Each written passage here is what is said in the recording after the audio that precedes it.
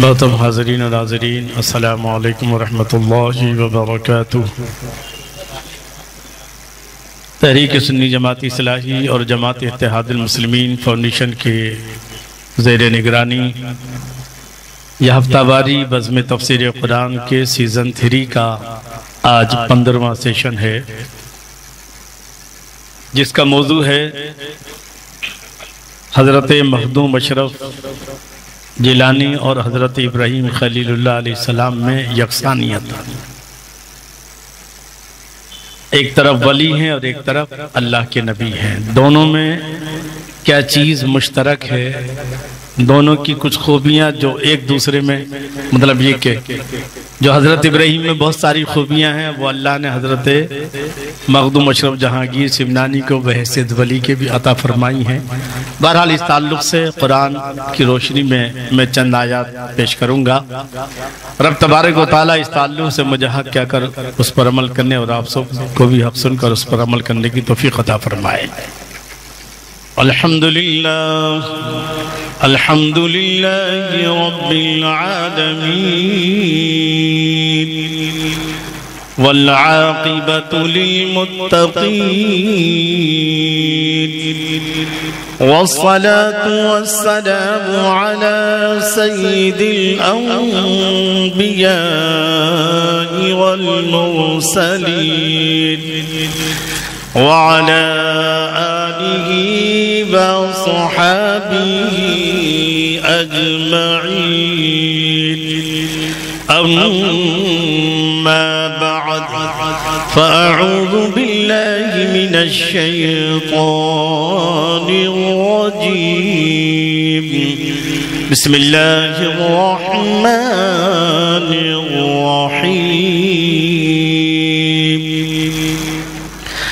ألم تر إلى الذي حاج إبراهيم في ربه أن آتاه الله الملك إذ قال إبراهيم ربي الذي يحيي ويميت قال أنا أحيي وأميت قال إبراهيم فإن الله يأتي بالشمس من المشرق فأت بها من المغرب فبهت الذي كفر والله لا يهدي القوم الظالمين۔ آمنت بالله صدق الله العظيم وبلغنا رسوله النبي الأمين الكريم ونحن على ذلك لمن الشاهدين والشاكرين والحمد لله رب العالمين۔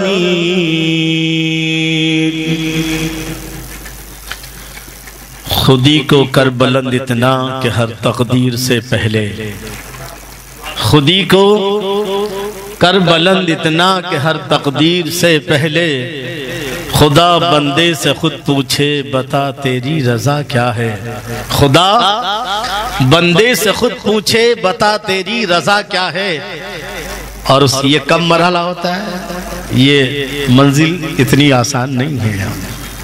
یہ منزل پانا کہ اللہ خود پوچھے تیری رضا کیا ہے، اس کے لیے مر مر کے جینا پڑتا ہے۔ مٹا دے اپنی ہستی کو اگر کچھ مرتبہ چاہے، مٹا دے اپنی ہستی کو اگر کچھ مرتبہ چاہے، کہ دانا خاک میں مل کر گلے گلزار ہوتا ہے، کہ دانا خاک میں مل کر گلے گلزار ہوتا ہے، اور تقدیر کے پابند نباتات جماعتات سب تقدیر کے پابند ہیں، جانور ہوں، چرند ہوں، پرند ہوں، سارے کے سارے۔ لیکن مومن کی شان کیا ہے؟ مومن کی شان کچھ اور ہی ہے۔ علامہ اقبال فرماتے ہیں کہ تقدیر کے پابند نباتات یعنی جتنے بھی پیڑ پودے ہیں، پیڑ پودے، جمادات، پتھر وغیرہ جو بھی ہیں، جانور، چرند پرند سب آ جاتے ہیں۔ تقدیر کے پابند نباتات، جمادات، مومن فقط احکام الہی کا ہے پابند۔ مومن فقط احکام، مومن تقدیر نہیں دیکھتا، مومن صرف اللہ کا حکم دیکھتا ہے۔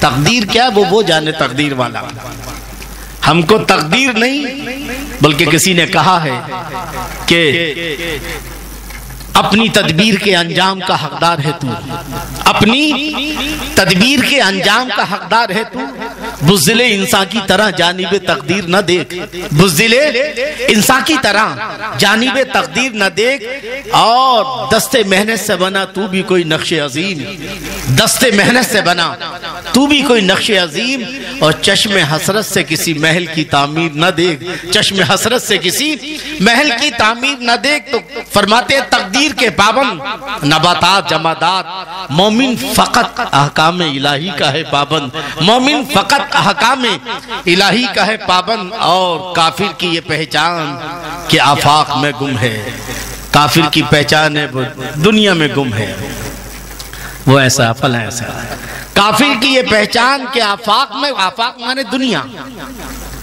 کافر کی پہچان کہ آفاق میں گم ہے، اور مومن کی یہ پہچان کہ گم اس میں ہے آفاق۔ کیونکہ اس کی شان کیا ہے کہ کسی نے کہا ہے، غالباً ڈاکٹر اقبال کا شعر ہے کہ نگاہ مرد مومن سے بدل جاتی ہیں تقدیریں، گر ہو ذوق یقین پیدا، گر ہو ذوق یقین پیدا تو کٹ جاتی ہے زنجیریں، اور نگاہ مرد مومن سے بدل جاتی ہیں تقدیریں۔ اور مولانا جلال الدین رومی فارسی میں فرماتے ہیں، جو ہے آپ کے مثنوی شریف میں فرماتے ہیں، لوح محفوظ پیش اولیاء، لوح محفوظ پیش اولیاء، اور از محفوظ از خطا، یعنی اللہ والوں کی نگاہوں کے سامنے لوح محفوظ رہتا ہے، وہ لوح محفوظ کو دیکھتے ہیں، اور لوح محفوظ میں جو بھی ہے وہ غلطی سے کیا ہے، پاک ہے بہرحال۔ تو کافر کی پہچان کہ آفاق میں گم ہے، اور مومن کی پہچان کہ گم اس میں ہے آفاق۔ دیوانے کی نظروں کو جہاں دیکھ رہا ہے، دیوانے کی نظروں کو جہاں دیکھ رہا ہے، اور دیوانہ خدا جانے کہاں دیکھ رہا ہے، دیوانہ خدا جانے کہاں دیکھ رہا ہے، اور ہزاروں سال نرگس اپنی بے نوری پہ روتی ہے۔ یہ اللہ والے مخدوم اشرف جہانگیر سمنانی رحمت اللہ علیہ، ہم ہر نماز میں یہ پڑھتے ہیں، کیا پڑھتے ہیں؟ اللہم صلی علی محمد وعلی آل محمد کما صلیت علی ابراہیم وعلی آل ابراہیم انکا حمید مجید، اللہم بارک علی محمد وعلی آل محمد کما بارکت علی ابراہیم وعلی آل ابراہیم۔ آج ابراہیم کا ذکر ہوگا، آل ابراہیم کا ذکر ہوگا۔ بھارت میں یہ دو لوگ میری نظر میں جو ہے پوری اب تک کی جو تاریخ ہے، اسلامی تاریخ سے لے کر آج تک کی، یہ حقیقت میں جو آل محمد ہے اور آل ابراہیم بھی ہے، اور جنہوں نے واقعتاً آل محمد کا اور آل ابراہیم کا حق ادا کیا ہے۔ صرف یہی نہیں کہ پدرم سلطان بود آج جو خانقاہ ہیں اس میں گرفتار ہیں، ہمارے باپ یوں تھے، ہم ان کی اولاد ہیں، ہم ان کی اولاد ہیں، ٹھیک ہے نسبتوں کا ایک لحاظ ہوتا ہے، مگر اسلام پریکٹیکل اور کریکٹر کا مذہب ہے۔ اسلام جہد مسلسل کا نام ہے، اسلام مسلسل قربانیوں کا نام ہے۔ جی تو یہ دو شخص حضور خواجہ غریب نواز اور حضرت مخدوم یہ آل محمد بھی ہیں، آل ابراہیم بھی ہیں، کیونکہ حضور آل ابراہیم میں سے ہے۔ ہاں، اور جنہوں نے واقعتاً آل محمد ہونے کا بھی حق ادا کیا اور آل ابراہیم ہونے کا بھی حق ادا کیا، تو ایسی شخصیتیں ہزاروں سال نرگس اپنی بے نوری پہ روتی ہے، ہزاروں سال نرگس اپنی بے نوری پہ روتی ہے۔ بڑی مشکل سے ہوتا ہے چمن میں دید اور پیدا، بڑی مشکل سے ہوتا ہے چمن میں دید اور پیدا۔ آئیے اب ایک بات درود شریف پڑھ کر سنا دیں۔ اللہم صلی علی سیدنا ومولانا محمد وعلى آل سیدنا ومولانا محمد وبارک وسلم صلاۃ و سلام علیک یا رسول اللہ یا حبیب اللہ۔ عزیزان گرامی، 1447 ہجری کے محرم الحرام کہ جو حضور مخدوم اشرف جہانگیر سمنانی کی وصال کی تاریخ تھی گزر چکی ہے، اور ساری دنیا سے جو عقیدت مند حاضر ہوتے ہیں اپنی عقیدتوں کے نذرانے پیش کرتے ہیں ان کی بارگاہ میں۔ جی میرا موضوع ہے حضرت مخدوم اشرف جہانگیر سمنانی اور حضرت ابراہیم خلیل اللہ میں یکسانیت۔ تو در حقیقت ہم یہ دیکھیں، ادھر حضرت مخدوم اشرف جہانگیر سمنانی نے سلطنت چھوڑی، جن کو تارک السلطنت کہتے ہیں، سلطنت چھوڑ کر کے دین کے بادشاہ تھے، سمنان کے بادشاہ تھے، اور وہ چھوڑ کر آپ دین میں لگے۔ بات سمجھ رہے ہیں؟ وہ چھوڑ کر کائے میں لگے؟ دین میں لگے۔ اور ادھر حضرت سیدنا ابراہیم خلیل اللہ علیہ السلام، آپ حضرت مخدوم اشرف جہانگیر سمنانی نے ہجرت بھی کی ہے، اور حضرت ابراہیم علیہ السلام کا تو معاملہ یہ ہے کہ آپ کا چچا آزر جو بہت ہی خاص منصب رکھتا تھا نمرود کی بارگاہ میں، نمرود کی دربار میں، وہ منصب آپ کو چچا کے بعد ملنے والا تھا، مگر آپ نے وہ حکومت کا وہ منصب چھوڑا، گھر والے چھوڑے، خاندان چھوڑا، رشتہ دار چھوڑے، شہر چھوڑا، اور سب کچھ چھوڑ کر کے ایک انجام منزل کی طرف چل پڑے دین کی تبلیغ کے لیے۔ تو کتنی انسانیت ہے جی، ایک طرف ابراہیم اور ایک طرف آل ابراہیم ہے۔ دوسری بات کیا ہے؟ دوسری بات یہ ہے کہ حضرت ابراہیم خلیل اللہ علیہ السلام جہاں سے بھی گزرے آپ نے لوگوں کے ایک ہی دعوت دیا ہے، لوگوں اس کائنات کا خدا صرف ایک ہے اور وہ اللہ ہے، وحدانت کی، توحید کی دعوت دی۔ اور ادھر حضرت مخدوم اشرف جہانگیر سمنانی کا آپ سفر دیکھیے، سمنا سے لے کر کے کچھوچے تک کا ہر موڑ پر آپ نے لوگوں کو اسلام کی دعوت دی ہے، لوگوں کو کفر و شرک و بت پرستی سے بچایا ہے، ایمان کی دولت سے مالا مال کیا ہے۔ عزیزان گرامی، قابل قدر بزرگ اور دوستو، سوچیے آپ تو کتنی انسانیت ہے۔ بہرحال آئیے، چونکہ میرا موضوع در حقیقت حضرت ابراہیم علیہ السلام، چونکہ گزشتہ جمعہ میں نے یہ بتایا تھا کہ مردہ دل کسے کہتے ہیں اور زندہ دلی کسے کہتے ہیں۔ دل مردہ ہو جائے، مردہ ہونا دو طرح کا ہوتا ہے، ایک جسمانی طور پر، ایک روحانی طور پر۔ یعنی جسمانی طور پر دل مردہ ہو گیا، یعنی دل نے حرکت کرنا بند کر دیا، صاحب ہمیشہ کے لیے چھٹی پہ چلے گئی ہے، برسوں سے دھڑک رہا تو چھٹی نہیں ملی تھی بیچارے کو، 75 سال سے جو دھڑکنا شروع کیا، کبھی تو چھٹی ملنی چاہیے تھی، ارے بڑے بڑے لوگوں کو چھٹی مل جاتی ہے، یہ بیچارہ ایسی ڈیوٹی پہ لگا تھا کہ ماں کے پیٹ سے لے کر کے حرکت شروع ہوئی تھی جی، 75 سال یہ لگا لو جو بھی ہے، پھر ماں کے پیٹ میں جو 9 مہینے جتنے بھی تھے، 6 مہینے لگا لو جو ہے، جب بچہ جب دل بنتا ہے، اس وقت سے لے کر آج تک بیچارے کو چھٹی نہیں ملی، آج اس کو چھٹی ملی ہے، تو آج وہ چھٹی بھی گیا تو جسمی مردہ ہو گیا، تو وہ جسمانی جو ہے۔ اور ایک ہوتا ہے جو ہے روحانی طور پر دل کا مردہ ہونا، یعنی دل نصیحتوں کو قبول کرنا بند کرتے ہیں۔ جس طرح جسم مردہ ہو جاتا ہے تو کبھی بھی ذرا ٹھنڈا پلاؤ، چائے پلاؤ، گرم پلاؤ تو جسم کھائے گا، کہے بھئیہ یہ مر گیا، ٹھنڈا ونڈا نہیں چلے گا اس کو، اب یہ نہ ٹھنڈا قبول کرے گا لا گرم کچھ نہیں۔ ایسے ہی جب دل روحانی طور پر مردہ ہو جاتا ہے تو وہ نصیحتوں کو قبول نہیں کرتا ہے، کتنی بھی نصیحت ہو جائے، کتنا بھی قرآن سنایا جائے، کتنی بھی حدیث سنائی جائے۔ اور یہ دل مردہ کیسے ہوتا ہے؟ تو میں نے بتایا تھا کہ 4 چیزیں ہیں۔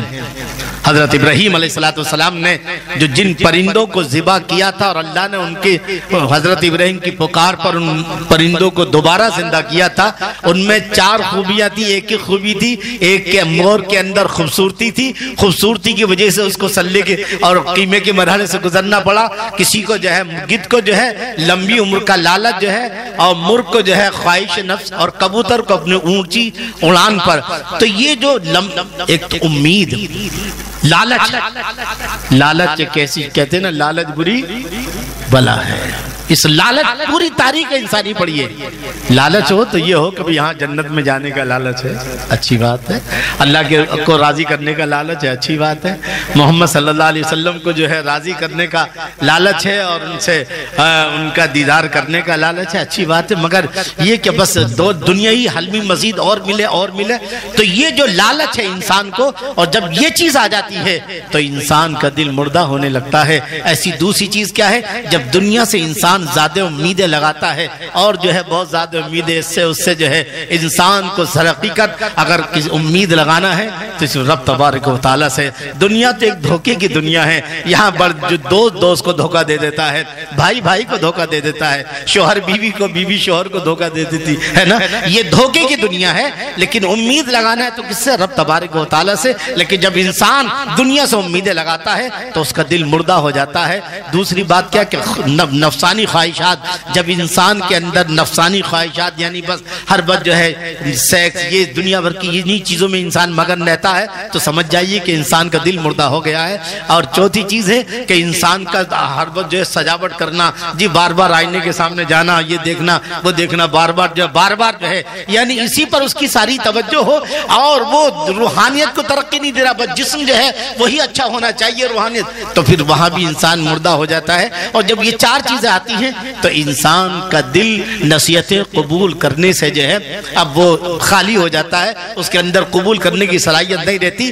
اور جب یہ چاروں چیزیں نکل جاتی ہیں، اگر انسان جو ہے لالچ نکال دے، امید نکال دے، خواہش نفس نکال دے اور نفسانی خواہشات جو ہے وہ نکال دے تو پھر انسان کا دل زندہ ہوتا ہے اور پھر انسان کو رب کی طرف سے نفس مطمئن حاصل ہوتی ہے. یہ گفتگو کا خلاصہ تھا پچھلے ہفتے کی جو ہے. لیکن آئیے حضرت ابراہیم علیہ السلام نے کی زندگی دیکھیں. آج میں نے جس آیت کریمہ کی تلاوت کا شرف حاصل کیا ہے، یہ آیت جو ہے سورہ بقرہ کی آیت 3 پارہ ہے. 3 پارے کے 3 رکوع کی پہلی آیت ہے اور 258 نمبر سورہ بقرہ کی آیت ہے.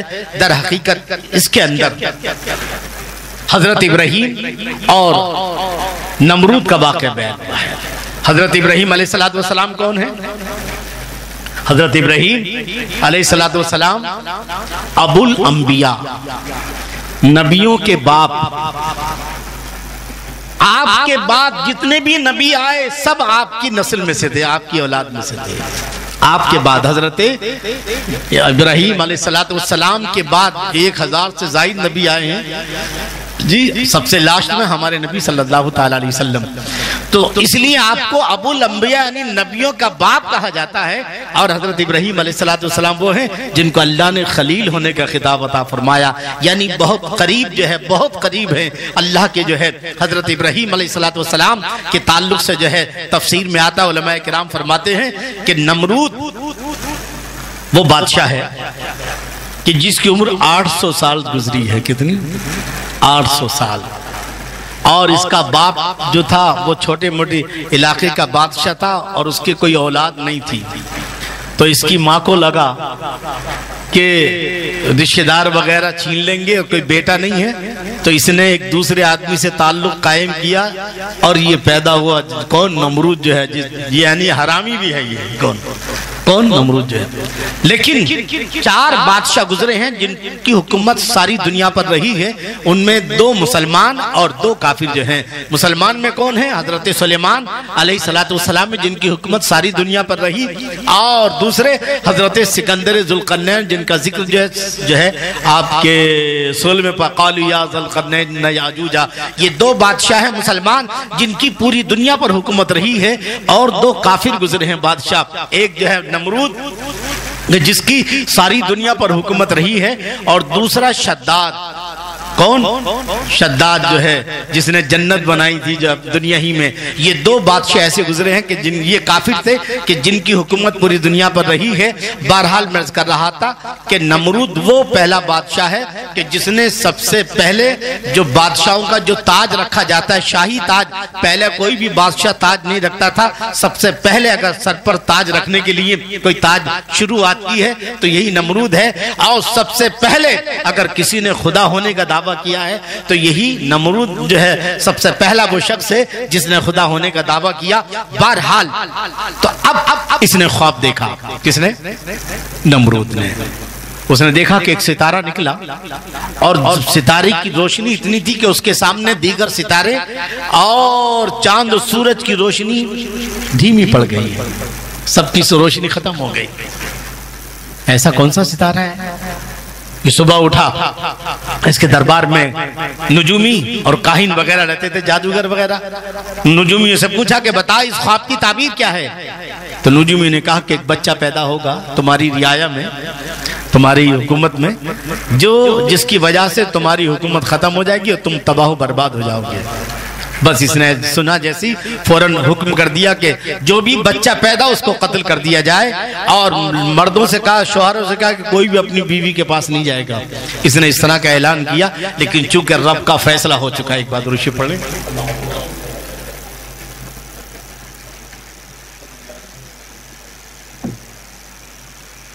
ساری دنیا کا فیصلہ ایک طرف اور رب کا فیصلہ کن فیکون، رب کی شان وہ کہ ہو جا تو ہو جاتی ہے۔ اس کے وہ اگر چاہے کسی چیز کو پیدا کرنا تو ساری دنیا مل کر بھی نہیں روک سکتی ہے، اور وہ چاہے کہ کوئی پیدا نہ ہو تو ساری دنیا مل کر بھی اسے پیدا نہیں کر سکتی ہے۔ بہرحال ادھر حضرت ابراہیم علیہ السلام اپنی ماں کے رحم میں آ جاتے ہیں۔ کاہنوں نے، نجومیوں نے خبر دے دی وہ بچہ اپنے ماں کے رحم میں آ چکا ہے۔ اچھا، بچے قتل پہ قتل۔ ادھر حضرت ابراہیم علیہ السلام کی والدہ حاملہ تو تھی، مگر ان کا پیٹ سے ظاہر ہی نہیں ہوتا تھا کہ وہ حاملہ ہے، یہاں تک کہ ولادت کا وقت قریب آ گیا۔ ولادت کا وقت تو پھر آپ کے والد حضرت، تاریخ یاد رکھنا، حضرت ابراہیم علیہ السلام کے والد کے بارے میں اختلاف ہے قرآن مجید میں۔ اذ قال ابراہیم لأبیہ آزر، کہ جب ابراہیم نے اپنے باپ آزر سے کہا تو باپ، یہاں علماء کرام فرماتے ہیں کہ آزر سے مراد آپ کا چچا کو بھی باپ کہا جاتا ہے جی۔ اور اہل سنت والجماعت کا جو موقف ہے وہ یہی ہے کہ حضرت ابراہیم علیہ السلام کے والد حضرت تاریخ تھے، جن کا نام کیا نام؟ تاریخ۔ اور دلیل یہ دیتے ہیں کہ چونکہ آزر بت پرست بھی تھا، بت فروش بھی تھا، اور بت جو ہے بت فروش بھی، بت پرست بھی، اور بت گر بھی، یعنی بت بناتا بھی تھا، بت بیچتا بھی تھا، اور بت کی پوجا بھی کرتا تھا، یہ مشرک تھا۔ اور اللہ تعالیٰ نبیوں کو مشرکوں کی پشت سے پیدا نہیں فرماتا۔ اللہ تعالیٰ الذی یراک حین تقوم وتقلبک فی الساجدین، اللہ فرماتا ہے میرے نبی جب آپ سجدہ کرنے والوں کی پشتوں میں منتقل ہو رہے تھے، کہ اپنے نبی کے بارے میں حضرت آدم سے لے کر حضرت عبداللہ تک جو ہے، تو میرا رب آپ کو دیکھ رہا تھا۔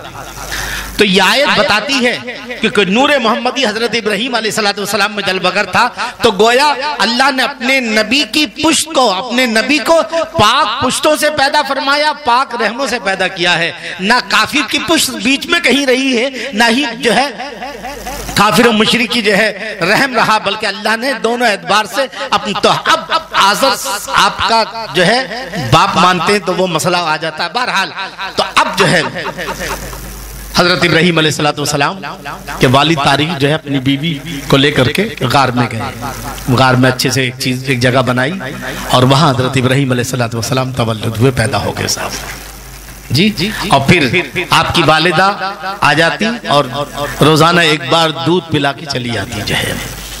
حضرت آزر، حضرت ابراہیم علیہ السلام کی والدہ جب جاتی تو دیکھتی کہ حضرت ابراہیم انگلی چوس رہے ہیں، ہے نا، بچوں کی عادت ہے انگوٹھا چوسنے کی، انگلی چوسنے کی، ہے کہ نہیں؟ لیکن آج تک کسی کو دیکھا ہے کہ انگلی میں جو ہے انگلی سے دودھ نکل رہا ہو؟ نہیں، لیکن حضرت ابراہیم علیہ السلام کی والدہ جب جاتی تو دیکھتے کہ حضرت ابراہیم انگلی چوس رہے اور ان انگلیوں میں سے دودھ نکلتا تھا۔ اور بچے جتنا ایک سال میں بڑے ہوتے تھے حضرت ابراہیم علیہ السلام اتنا ایک ہفتے میں بڑے ہو جاتے تھے، یہ عالم تھا۔ یہاں تک کہ روزان بخار میں آپ وہاں پلتے رہے، بڑے ہوتے رہے، بعض تفسیر میں ہے کہ 7 سال، بعض میں 13 سال، بعض میں 17 سال۔ بہرحال تو اب یہ حضرت ابراہیم علیہ السلام اس کے بعد جب وہیں جوان ہوئے، اور جوان ہو کر کے آپ جو جیسے ہی آپ نے جو ہے بلوغ کے مرحلے میں قدم رکھا، سب سے بڑی چیز کیا ہے کہ حضرت ابراہیم علیہ السلام نے توحید کا اعلان کیا۔ توحید کا اعلان، یعنی یاد رکھیں ہم اللہ کے بندے ہیں، وہ اللہ جو ایک ہے اس کی سب سے بڑی تعریف اور اس کی سب سے بڑی عبادت یہ کہ ہم دنیا میں آئیں اور دنیا والوں کو بتائیں کہ ہمارا خدا ایک ہے جس نے ہمیں پیدا کیا، جس کو ہم توحید کہتے ہیں۔ حضرت ابراہیم علیہ السلام نے توحید کا پرچم جوان ہوتی جو ہے، جوان بلکہ ابھی آپ 13-14 سال کے ہی ہیں، 15 سال کے اندر ہیں، اور آپ نے اسی وقت سے دین کی تبلیغ شروع کر دی ہے، دین کی دعوت لوگوں تک پہنچانی شروع کر دی۔ اب پہلا مرحلہ آپ نے اپنی قوم کو توحید کی دعوت دی، یعنی اللہ ایک ہے۔ اے لوگوں، آپ نے کہنا شروع کر دیا، اے لوگوں اپنے ہاتھوں کے تراشو یہ بت جو ہے یہ خدا نہیں ہے بلکہ وہ خدا ہے جس نے ساری کائنات کو بنایا ہے۔ اے ستاروں کی پوجا کرنے والوں، اے چاند و سورج کی پوجا کرنے والوں یا دیگر اور چیزوں کی پوجا کرنے والوں، اس کائنات میں اگر کوئی خدا ہے تو صرف ایک ہے، وہ ہے لا الہ الا اللہ ابراہیم خلیل اللہ۔ اس کائنات میں اگر کوئی ہے جو عبادت کے لائق ہے تو وہ صرف اللہ ہے، اور ابراہیم خلیل اللہ اللہ کی مقدس نبی ہیں۔ بہرحال میں کر رہا تھا تو حضرت ابراہیم علیہ السلام نے تبلیغ کا مورچہ سنبھال لیا ہے، ابھی 15 سال بھی نہیں گزرے ہیں آپ کی عمر کو، اور آپ اللہ کی وحدان ان کے بیچ میں کون ہے جہاں چاروں طرف شرک و بت پرستی ہے، گھر خاندان ہے، پورا خاندان بت پرست ہے، پورا گاؤں بت پرست ہے، یہاں تک کہ جو بادشاہ نمرود ہے وہ خود بھی بت پرست ہے اور خود بھی جو ہے وہ خود اپنے آپ کو خدا کہہ، پورا چاروں طرف ایک ہی ماحول ہے اور کوئی بھی اللہ کی پوجا کرنے والا، عبادت کرنے والا آپ اکیلے ہی نے جو ہے یہ محاذ سنبھالا ہے۔ اور حضرت ابراہیم علیہ السلام کی اس محاذ سنبھالنے کی گواہی جو ہے رب تبارک و تعالیٰ 7ویں پارے کے اندر فلما جن علی اللیل رأى کوكبا قال هذا ربی فلما افل قال لا احب الافلین فلما الاخری جو ہے یہ آیت انعام سورہ انعام آیت نمبر 76 سے لے کر 82 تک جو ہے اس میں پورا جو ہے حضرت ابراہیم علیہ السلام نے دیکھا کہ یہ گاؤں والے جو ہے یہ محلے والے یہ سورج کی پوجا کرتے ہیں، یہ چاند کی پوجا کرتے ہیں، یہ ستاروں کی پوجا کرتے ہیں، ان کو کیسے سمجھایا جائے کہ یہ خدا نہیں ہے بلکہ کائنات جس نے ان کو بنایا ہے وہ خدا ہے۔ بہرحال ستارہ چمک رہا ہے، زہرہ ستارہ اپنی جو ہے تابانی اپنے شباب اس کی تابانی شباب پر ہے۔ حضرت ابراہیم علیہ السلام قوم کے پاس آئے اور کہا لوگوں کیا یہ خدا ہے، تم اس کی پوجا کرتے ہو، کیا میں اس کو خدا مانوں کہ یہ میرا خدا ہو سکتا ہے؟ فلما رأى القمر بازغا جو تو آپ نے جب کہا کہ کیا یہ خدا ہو سکتا ہے، فلما جن علی اللیل رأى کوكبا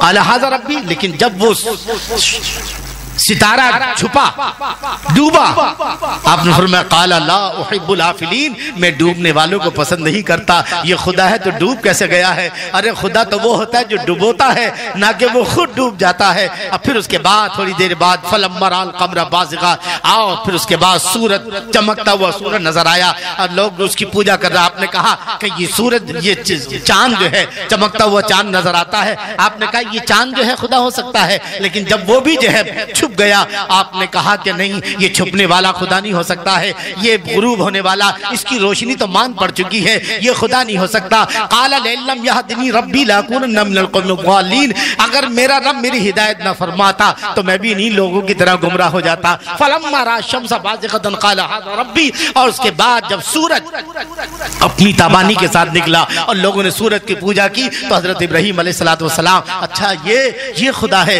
کیا؟ یہ ھذا اکبر، یہ تو بہت بڑا ہے، کیا یہ خدا ہو سکتا ہے؟ فلما رأى الشمس بازغة قال هذا ربي هذا اکبر، یہ میرا رب ہو سکتا ہے، کیا میں اس کی پوجا کروں، کیا میں اس کو خدا مانوں؟ لیکن جب سورج بھی جو ہے فلما رأى الشمس قال هذا ربي فلما افلت، لیکن جب سورج بھی چھپ گیا آپ نے کہا نہیں یہ خدا نہیں ہو سکتا۔ اے لوگوں، اے چاند و سورج کی پوجا کرنے والوں، اے ستارہ کی پوجا کرنے والوں، یہ چیزیں خدا نہیں ہیں بلکہ خدا وہ ہے جس نے ان کو چھپایا ہے، جس نے ان کو حکم دیا کہ چھپ جاؤ۔